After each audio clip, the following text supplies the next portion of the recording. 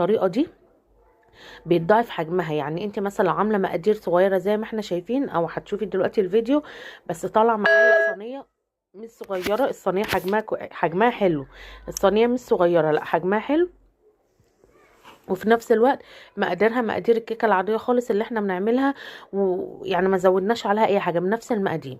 يلا بقى نصلي على الرسول كتير ونستغفر كتير ونقوم كده نتشجع، وقومي شغليني جنبك وقومي اعملي لهم كده صينيه كيكه حلوه زي دي، تدفيهم في الشتاء مع سحلب بقى او كاكاو او شاي بلبن او حتى شاي عادي. بجد بتفرق الحاجات دي جدا في الشتاء وبتدفي وبتدي باور كده وبتدي طاقه. يلا بقى نحط لايك ونصلي على الرسول وندخل بقى على المقادير ونشوف المقادير معانا النهارده ايه. معانا المقادير ايه؟ قبل ما نقول المقادير وقبل ما ندخل في الفيديو، انا الفيديو ده بقى قلت ايه نعمله لكم كده كيكه تدفي وفي نفس الوقت بايه، يعني نقول على مفاجاه كده.